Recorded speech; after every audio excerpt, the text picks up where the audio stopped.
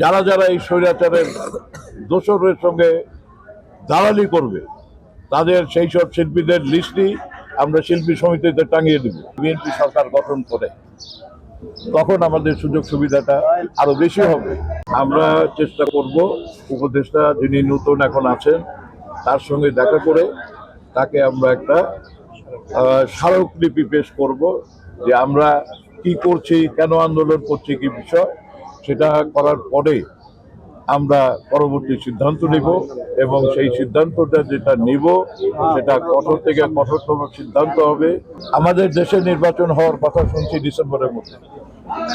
আমি যদি বিএনপির কালচারাল সেক্রেটারি, সেই ক্ষেত্রে যদি জনগণের রায় নিয়ে বিএনপি সরকার গঠন করে তখন আমাদের সুযোগ সুবিধাটা আরো বেশি হবে। দেশ জুড়ে তোলপাড় ওয়ালটন ফ্রিজ কিনে আপনিও হয়ে যেতে পারেন মিলেনিয়ার। এখন এই ইন্টারিম পিরিয়ডের এই 2, 4, 5, 6, 7 মাসের জন্য এখানে সরকার যাকে মনে করবে, যেভাবে মনে করবে সেইভাবে এটাকে যা সুন্দরভাবে যেন পরিচালনা করে, যেন এই স্বৈরাচার মুক্ত কর্মকাণ্ড এখানে প্রতিষ্ঠিত হওয়ার জন্য এমপি যেই হবে সেই জন্য চেষ্টা করে। এটাই হচ্ছে আমাদের মূল চেষ্টা।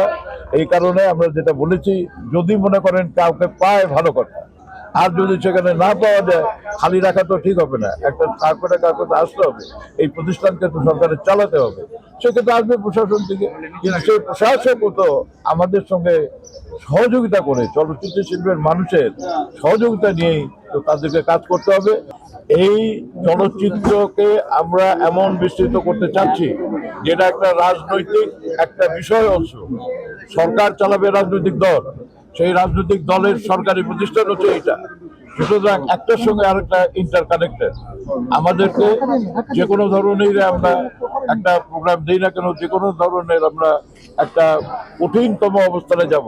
প্রয়োজনে আপনারা দেখেছেন যে আমার বিএনপি রাজনৈতিক দল যেটা, তাদের সকলের সহযোগিতা আমি কামনা করেছি, তাদের সকলের সহযোগিতা আমি নিয়েছি। তারা সবাই এখানে উপস্থিত ছিলেন।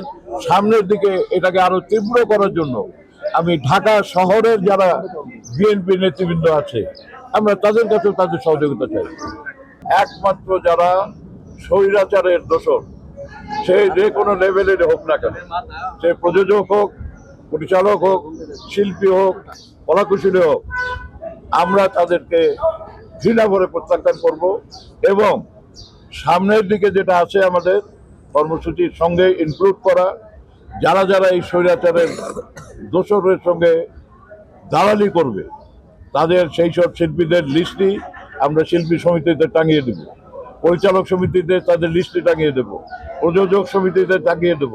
আমরা চাই একেবারে এইটাকে এমন একটা জায়গায় নিয়ে যেতে যেন আমরা যেখানে আমাদের রক্ত ঘাম করে এই এফডিসিকে গড়ে তুলেছি, এই চলচ্চিত্র শিল্পকে গড়ে তুলেছি, এটা যেন আর কখনোই কলুষিত না হয়। তরুণ যারা প্রতিভাবান আছে, যারা অভিনয় কিংবা চলচ্চিত্রের সঙ্গে সম্পৃক্ত হতে পারে, তারা আমি আশা করি তাদের জন্য একটা সুন্দর পরিবেশ আমরা তৈরি করার জন্য এই প্ল্যাটফর্ম থেকে চেষ্টা করে যাচ্ছি।